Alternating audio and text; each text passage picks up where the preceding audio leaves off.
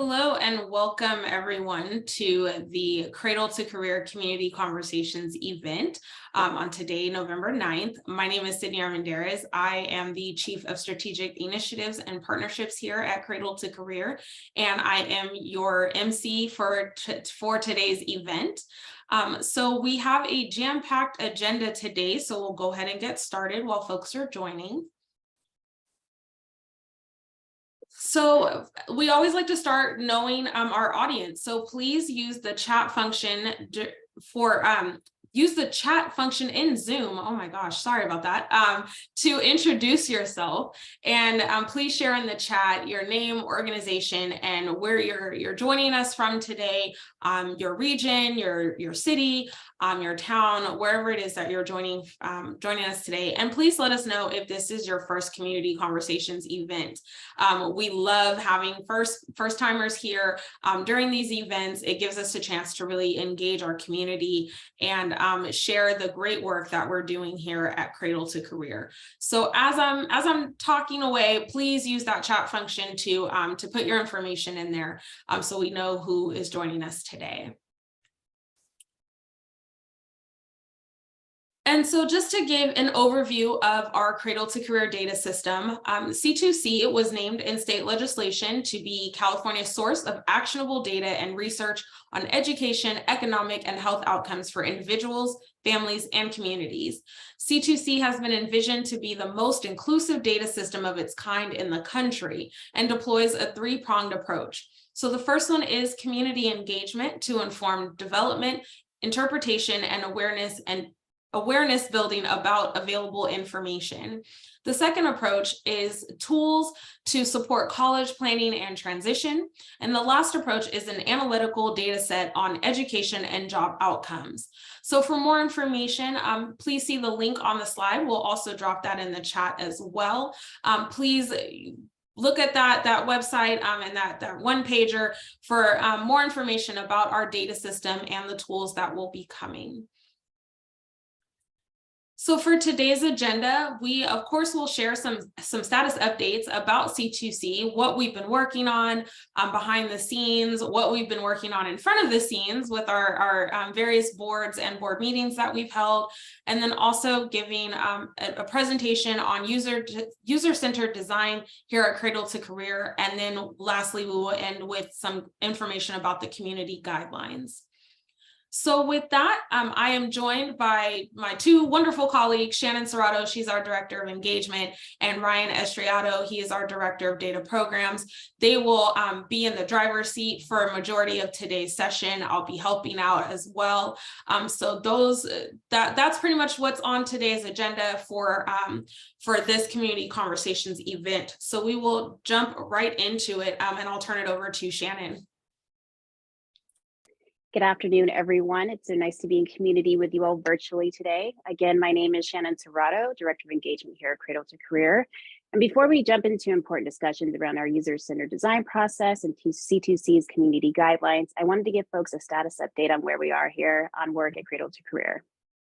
During our last conversation, we discussed the official Cradle to Career name and tagline, which we'll be talking more about in a few minutes, but I also wanted to share other progress made on the C2C branding front. We're working on C2C's official logo. So on the slide, you'll see 4 logo options that we hope reflect the key messages that we want to send about our organization. We want to show the growth and action that come with building a new data system. And the design should convey that while we are data-driven and serious, we want the brand to be inviting and approachable. And because we're building a P20W system, it's important to focus on the overarching goal, cradle through the workforce, and not just concentrating on graduation. Finally, we want to focus specifically on California, which you'll see reflected in the California poppies. We've received input from our Community Engagement Advisory Board, as well as our governing board in the last few weeks, and we'll be sharing the final options with you, the public, for your feedback in an email, as well as post to social media. So be sure to follow us and sign up for updates. We recently completed our first student experience audit in partnership with WestEd, where we interviewed and surveyed the community to learn about the barriers young folks are facing when they graduate from high school. We're working on synthesizing the key themes and findings that resulted from our first student experience audit, and we'll share that with you once completed. As an existing operational tool, Cradle-to-Career's 5-year timeline mandates a plan to prioritize communications around californiacolleges.edu by the end of this year, focusing specifically on messaging to districts on A through G alignment and messaging to districts on a one-stop application platform. But it's also important to create a holistic overview of the Cradle-to-Career system that brings californiacolleges.edu into the fold under the umbrella of the broader data system. So in the coming months, we'll be rolling out streamlined messaging, an updated website with revamped data and tools pages, a standalone californiacolleges.edu page, and additional collateral that includes blogs, infographics, fact sheets, and FAQs. We are excited to share that Leslie Taylor has joined Cradle-to-Career as our new Director of Operations. Leslie joins Ryan, me, and Dan Lamery, our Director of Data Infrastructure, rounding out C2C's directors. And finally, I'm happy to report that we are nearing completion of our project approval lifecycle PAL process for our system integrator. The PAL process is long and detailed, and we're excited that the project has been routed for executive signatures. Is there anything else to add there, Ryan? No, I think that covers it. All right, perfect. With that, I think we can move on then. Next slide, please.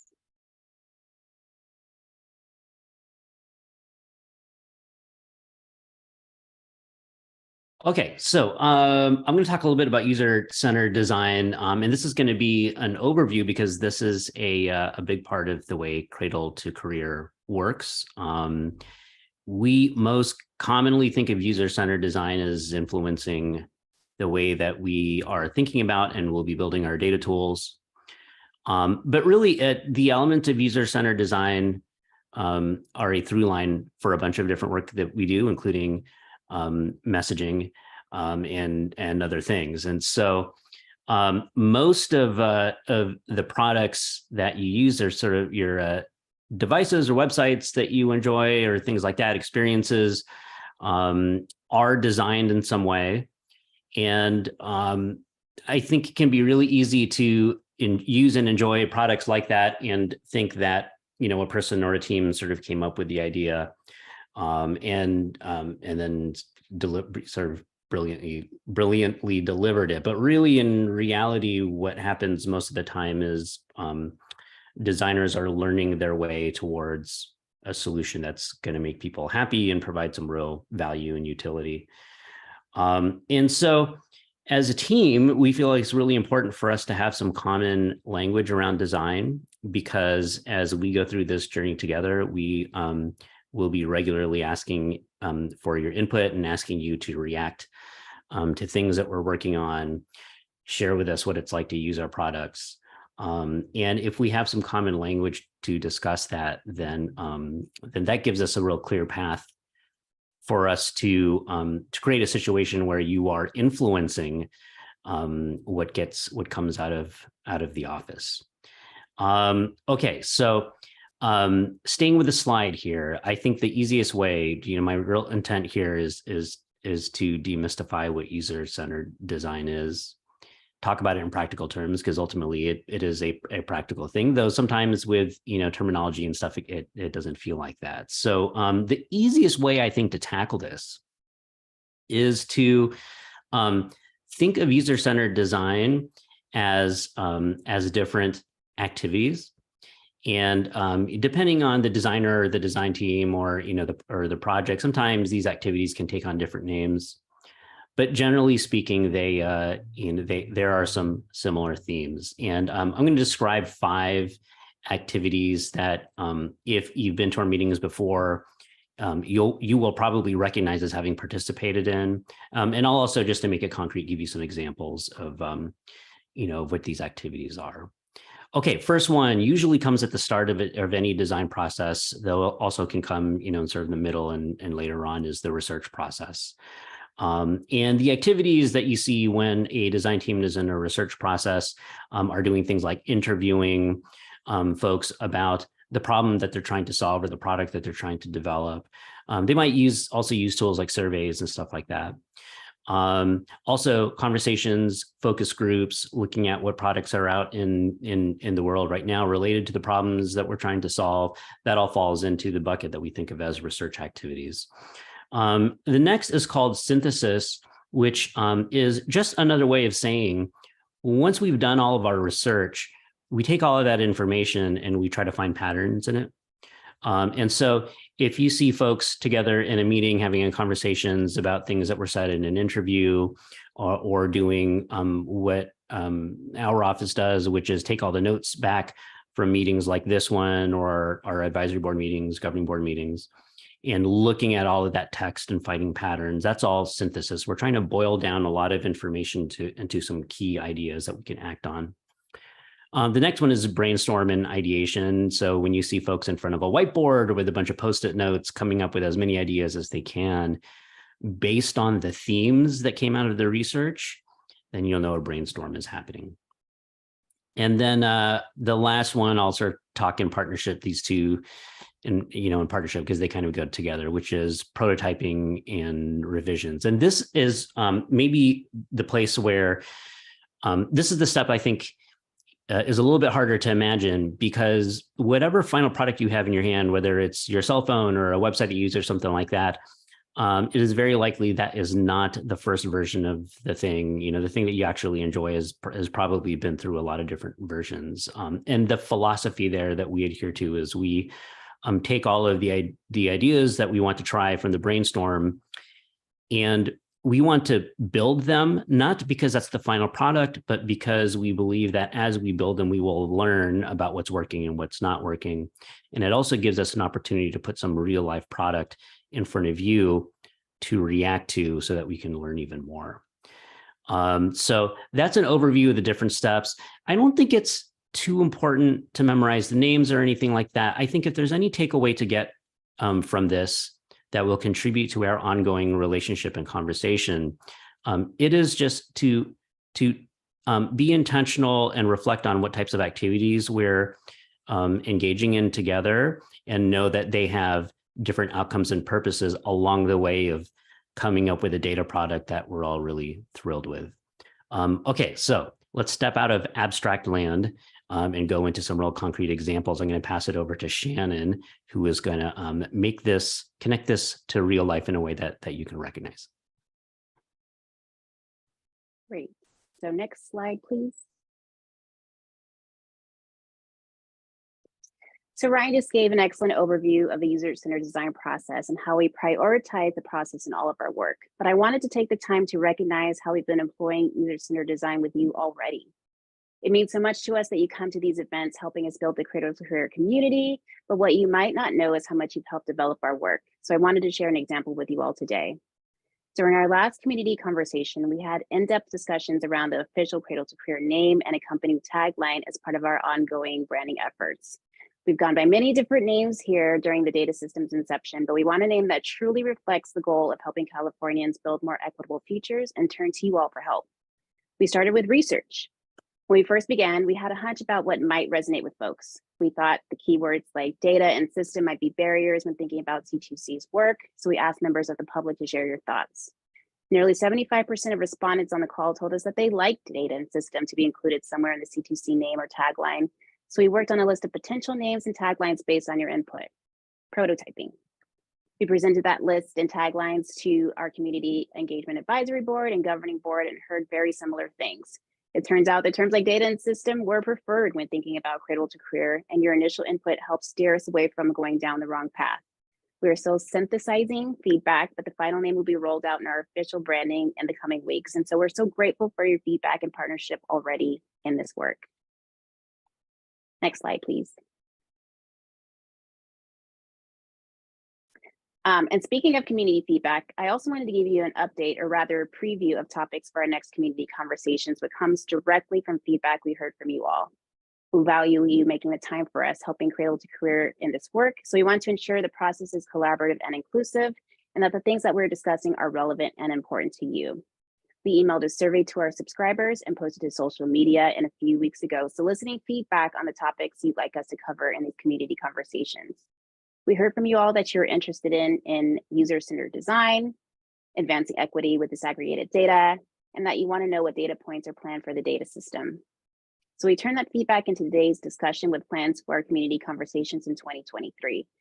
We also asked you to share topics for discussion that we may not have immediately surfaced, and heard that you would like a preview of key goals for 23-24 and target audiences for the tools. You would also appreciate a high-level update on key program objectives before a deep dive. And then we heard loud and clear that you would like an in-depth discussion on C2C's work on early childhood. We've begun to map out next year's calendar, and I'm pleased to report that we've tentatively slated all of these topics for community conversations next year. Your voice has a real impact on our work, and the last thing I want to highlight on this topic is the C2C overview I provided just a little while ago. That was in direct response to the feedback that we heard from you about the importance of setting the stage during our meetings. It's important to ensure that everyone is on the same page, whether this is your first time joining us or you've been involved with the planning process from the beginning. You all help us cover blind spots, and your input will lead to more accurate findings and effective recommendations as we continue in this work. So with that, I thank you again. Next slide, please.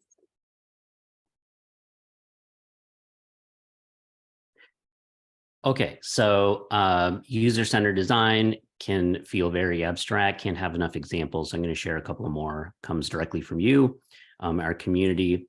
But I want to preview that after the slide, I'm going to be getting your input on what it's like to be involved in a user-centered design process, this one in particular, or other ones that come to mind for you. So get your typing fingers warmed up, because we're going to be getting some input in just a little bit. Okay, so very first, community engagement meeting that that I did with you. We talked about dashboards, what a data dashboard is.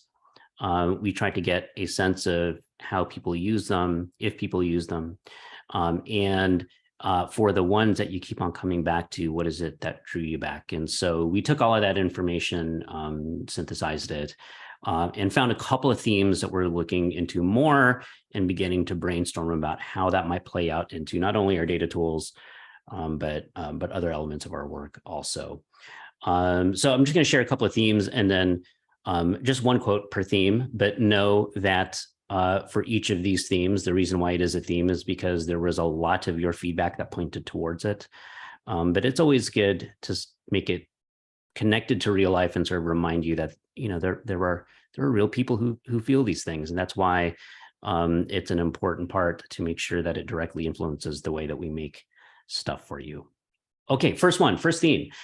People want to customize the data set rapidly to suit their questions and as their thought process progresses throughout the session, right? Session here means anytime that you're using a data tool, a lot of the feedback that we got was, I need it to answer the questions that I've got. So if I need to see a subset of data, or I need to filter a column or something like that, then I need it to be responsive and easy to understand. One example of feedback was this quote directly from a member of the community: powerful visualizations and the ability to disaggregate in the subgroups that align with my priorities. So it's something somebody said. This quote, I think, is symbolic of what a lot of people were thinking and feeling as they shared that input. And then the other theme that came up is simple visual design influences a positive experience. So, which is something that we want everybody to have. Sometimes data, depending on your experience with it or an organization's culture, doesn't always feel positive, but it doesn't have to be that way. The real challenge for us as designers and also for us as a community is to understand the types of things that can make it a more positive experience. And so that's something that that we are beginning to ideate around. And so one quote that I thought was particularly emblematic of that sentiment is this one. Quote, clean designs that provide important information always draw me into a dashboard. And then there's a reference there to little clutter. And so the takeaway here is that your feedback goes somewhere. We have a mechanism by which it can all be considered and boiled down to helpful ideas that we can then begin to build our products around, but not only our products, even experiences like this community engagement meetings. We are very interested in being intentional about the kind of feeling and vibe and utility that y'all get out of the stuff that we make. And so that's the path that we have set up to get from point A to point B. Okay, as promised, get your typing fingers warmed up. We're going to go to the next slide. And on the topic of input, it's time to get some. So we're going to do this in the chat. All right, so everybody reflect on this for a moment, and then you're going to be typing in the chat. We'll read out a couple, but also know that that we are saving the chat so that we can include it in our steadily building body of evidence that we synthesize and understand and learn more about what's going to be helpful to you. Okay, so here's the question. In the chat, share about a time when you gave input and you either felt validated or influenced an outcome or felt like you contributed. If those three questions don't resonate with you, what about the opposite? When was a time that you gave input and you didn't feel those things?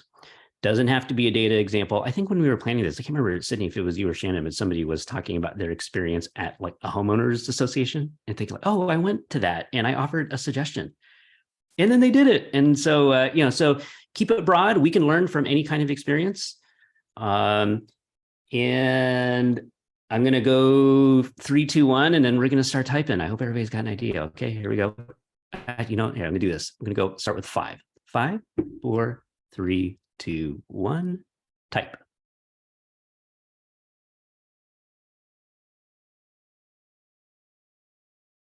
Okay, keep it coming. I'm going to start with this one. Michelle says, when action was followed. So Michelle, tell me in the chat if I got this wrong, but I assume what that means was you gave a suggestion and then the people that you gave the suggestion to did something with it. I assume that's what that means. Al Jones says, I was the project director for a grant, allowed me to convene reps from all segments, and we interacted with the public to develop a series of recommendations adopted by the working group. I would love to hear more about that story. Elisa says, provided historical context on a process in relation to current needs and opportunities in a positive, blameless framework. Love that. Precisely, which is brief and basic, and it was received for escalation and consideration. I love the blameless part of that because where we share this environment that we share in has to have a high level of safety. And one of the reasons why, and there's a reason for that. Number one, because it's just nice to have that feeling. But number two, because when an environment is safe, people are more likely to share. And one of the ways that we know that we can make it safe is to have a blameless environment. So I love that. It really jumped out at me. Let's go for one more here, though. As I read this, please, all of this information goes into our body of evidence. So as you get ideas, please continue to type them. Sheila says, felt validated when someone listened to my challenges attentively and repeated what they understood and asked me if their understanding was correct. It helped me feel the owner of my story, helped me feel like the owner of my story and very heard. All right, good one. Jackie says, working with California colleges.edu on enhancements and operationalization has been very validating. Sorry. Okay, these are really good. I hope that if y'all are open to it, as we go through these and we collate and we analyze, don't feel obligated to do this, but sometimes we want to dig into a story a little bit more. So don't be surprised if we contact you and we say like, hey, you shared the story, really resonated with us. It definitely maps to a bunch of other things that we're hearing. Can you tell us more about that? All right, like that is a thing that can happen. Just be prepared. And again, you don't have to if that's not a thing that's comfortable for you, but it's another way that we can sort of bring you into this conversation. This is really great, everybody. I really appreciate it. If something comes to you later in the day, you should email us and let us know, because we're always collecting information like this and looking for ways to get that from you. Okay, thank you for your input. I am now sticking to the theme of community building and working together. I'm going to pass it on to Shannon, who is going to be talking about community guidelines. Great. Thank you again, Ryan. So now we're going to talk about community guidelines. So community engagement and transparency are key components to Cradle-to-Career's work. And we use opportunities like these community conversations to foster relationships with the populations that we serve. As we continue to employ a user-centered design process, we have a unique opportunity to build the C2C community that we all want going forward. And so we want to use today to begin the development of clear and shared expectations and boundaries as we engage with you all on our work. Anytime folks gather as a group, we form both a community and a culture, and community guidelines can help us identify concrete ways to create that culture. Creating community guidelines or agreements is a key step towards building the foundation for positive collaboration, and they can help protect the integrity and safety of community members. They can also help establish a safe and brave space as we dive deeper into the work here at Cradle-to-Career. being explicit about what kind of behavior is acceptable in our community and what isn't is critical, particularly for a project like Cradle to Career that impacts a variety of Californians. And they also reflect the community's values and offer a view into the culture that we are building. So today we're going to start that foundation by which all participants will agree to abide going forward. And these agreements will help frame the way that we communicate with each other.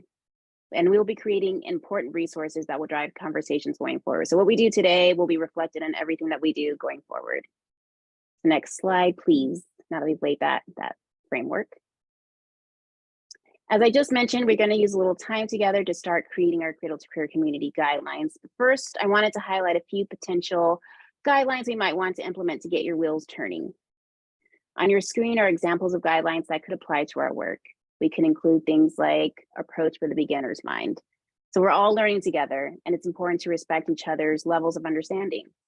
But on the other hand, it's important to share your knowledge. We've got a lot of smart people here in the virtual room, and we want to hear from you. We can also ask that you practice self-focus. So for example, using I statements and speaking from our own experience. And for a specific example that we just discussed, we could say that C2C will provide an update on key program objectives at every meeting.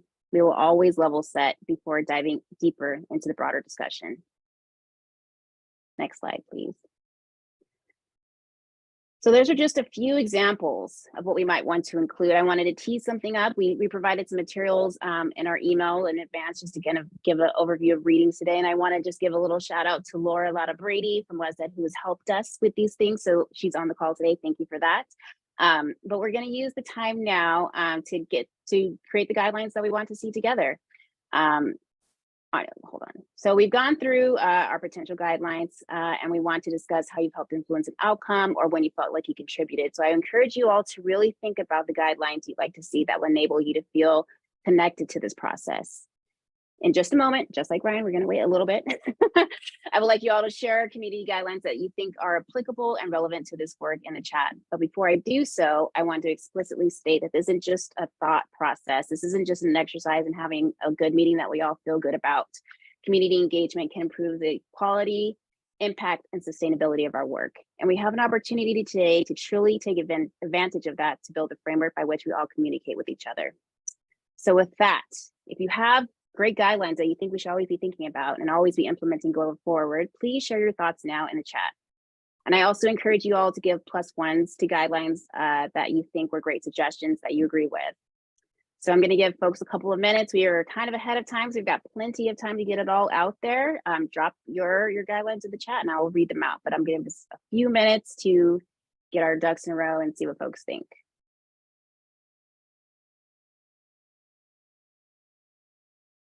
And if you don't have any, I'm going to start dropping them in the chat here. So please feel free. Thank you. So Lisa says, assume positive intent, offer and seek safe clarification if unsure. Absolutely. Thank you so much, Lisa. Sounds like Shayla also agrees.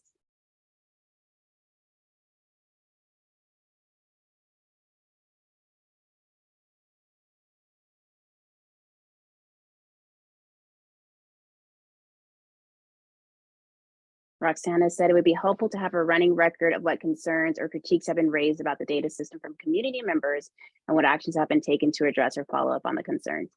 Absolutely, Roxana. We are thinking this through and we have a plan for that in just a moment that I want to preview for you, but I appreciate that sentiment. And this is something that we've been thinking about a lot here at Cradle to Career, particularly for these community conversations, because we have folks who join, this may be your first time or this may be the fourth time that you've been involved in this process. And so we hear that you all have had great things to say already, and we want to make sure that you know that your input goes somewhere. So I have a plan. We have an actual output that we will be talking about in just a few minutes, but I do hear your feedback, and we definitely want to make sure that you always feel heard and validated when you give us your feedback, when you take the time to have, you know, these conversations during your lunch break. So again, I really appreciate that.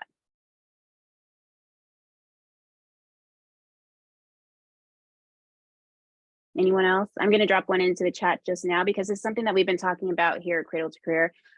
being curious. We have a lot of questions, we have a lot of thoughts, we have a lot of things that we want to explore. And so while we have a framework and a plan that a lot of people have worked on for the last 2 years, for which we are so grateful, we also want to make sure that we are thinking beyond just the day-to-day and thinking beyond what we could be doing. So again, as we were thinking about ideas or input or feedback that you think may be a little bit outside of the box, I encourage you to drop it in. Let us know, because we may be able to pencil that in, put it in the parking lot for a rainy day and say, this is a really cool idea that somebody brought up, and now we have the space to do it. Now that we're a couple, I don't want to say years because this is a long process, but now that we're a little bit out, we have a little bit of time and space to do that. I think it'll be great for us to kind of keep that in mind.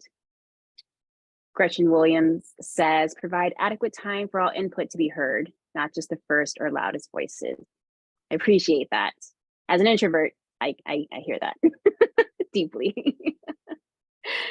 Shayla says, aligned with Roxana's comment, I would just like to add being transparent, sharing what works and what doesn't. Absolutely. And again, I will be talking a little bit more about this in a bit, but I want to flag that we are trying to make sure that we always synthesize the feedback that we've heard, the meetings that we've heard. Not everyone wants to rewatch an hour-long conversation that you've all had together. And so we want to make sure that there is a place where you can go on our site where you can just say, hey, what have we done with this feedback? I said this, what are we doing with that? I'm making it very clear what we've heard from you all and what we're planning on doing with it. And if it doesn't work, I just appreciate that as well. Being explicit in that we thought about it and it didn't work at the moment, I think it's good feedback. So thank you, Shayla. Roman says, disagree without being disagreeable. Yes, we are a lot of people. We're all coming from different places. And so I totally agree that sometimes we're not always going to see eye to eye, but we can be nice to each other about that. And I think building out the community that we want to see allows us to have those open conversations and allow to have a little bit of pushback, but still being kind. So thank you. Lori says she loves that idea. I'm not sure what that is response to, but I loved all these ideas so far. So I agree with that sentiment as well. And Roman also says, honor the whole child and remain student-centered as a guide for decision-making. Centering who we're talking about, centering the populations that we serve, agree wholeheartedly. Laura, when the going gets rough, turn to wonder. Absolutely. Thinking about, again, the idea of being curious and being able to open up potential new options, absolutely. And if things feel like they're sticky, maybe there's a different way to go that way. So thank you. Matthew says, being unattached to outcome. Sometimes folks have a hidden agenda, so this can help with being transparent and open to ideas.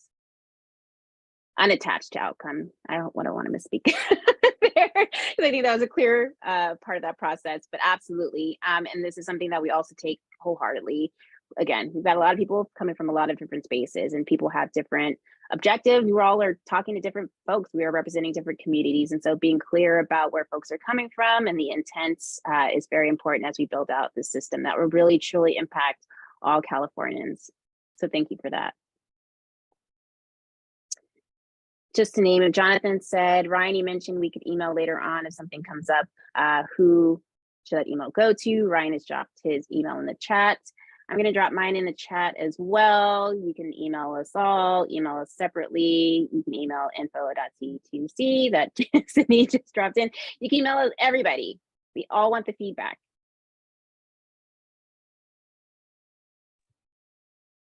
And while folks are probably still doing some reflecting while they're typing in the chat, I think one thing to highlight too that we see from the chat in regards to Ryan's question about input is a lot of that feelings of validation. And I think that also goes with your question, Shannon, about what guidelines or agreements should we implement when we collect feedback. I think just validating that folks are from different perspectives, they have different communities, they have different backgrounds. So everyone's opinion, input, feedback is always valid. Even if we don't agree personally, or, even if we can't do something, it doesn't mean that person's feedback isn't invalid. So I just noticed that was like a running theme in earlier in the session, that people really value feeling validated when they share their feedback too. Absolutely. Agree wholeheartedly. And one thing that I'm really just still sticking with me is the fact that when something doesn't work, we also need to make that very clear that we've heard it.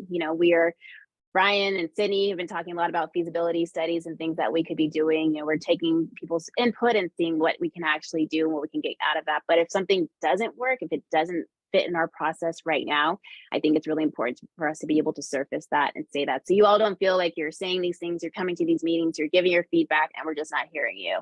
That's never how we want you all to feel. We totally, absolutely, truly appreciate you joining us today, because this is not something that you're getting paid for. This is because you're very interested in this work. So again, we're just so appreciative, and we always want to make sure that you feel validated and included in this process. And so I hope that you get that from today. And we are trying to make sure that we convey that in every step of the process going forward.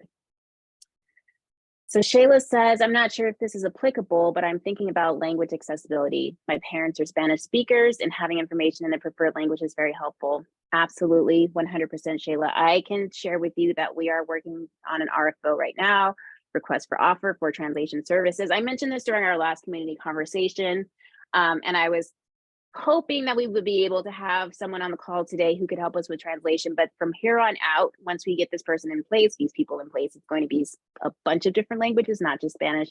We want to make sure that all of our materials, everything that's on the C2C site, that could be handouts, FAQs, all of those things are in the languages of the populations that we serve. So thinking not only about Spanish, but Mandarin, Cantonese, Farsi, all the languages that folks in California speak, we want to make sure that they have that information so they can take those tools, take that information back to their populations, because it's very important. We've heard from folks that they want to make sure that their communities are heard and validated, and that also involves the language. So absolutely, Shayla, that is something that's on our radar, and we're working very hard to get done. Just sometimes the procurement process is a little bit slower than we would like, but stay tuned. By 2023, by the next conversation, I don't want to say confident, but I'm very, very hopeful that we'll have our ducks in a row, and then we're really going to start building these things out. And as I said, all the collateral that we're working on, the infographics, all of those things will be translated, and that we hope that you can have just kind of standalone items for you to offer to your communities going forward. Thank you, Shayla. All right, I'm going to give us one more minute. If there's any last thoughts, we are again a little bit ahead of schedule today, but I just appreciate the time and attention that you've all given to the subject. I am very excited. We're going to share all of the guidelines that you've dropped in the chat and take that and really try to feed or synthesize that feedback. Your thoughtful and robust conversation is just so appreciated, and we're going to follow up soon with you via email once we kind of have our draft guidelines for your thoughts, again, feedback, and make sure that we can kind of finalize these agreements. And the plan is that we will come back to our next conversation with the fleshed out guidelines that you've all provided today to set the stage and the conversation going forward. So thank you. Next slide, please. So we've just spent a lot of time talking about our user-centered design process and the guidelines that will guide the conversations that we have going forward. And I want to make clear again that your voice is so important to our work. We want to make sure that you all feel included in every step of the process, but we need to set clear and shared understanding of how we solicit input, how you'll provide feedback, and what comes after. So exactly what we've just talked about. And so we have a general plan, something that we've been calling internally a C2C input toolkit that will standardize the process by which we solicit feedback, such as taking quick polls on specific items for immediate input, broadening the scope of the topic for more open-ended responses, and then synthesizing, communicating that input back to members of the public to show what we've done. So for example, through C2C's blog, our subscriber newsletter, or community conversations themselves.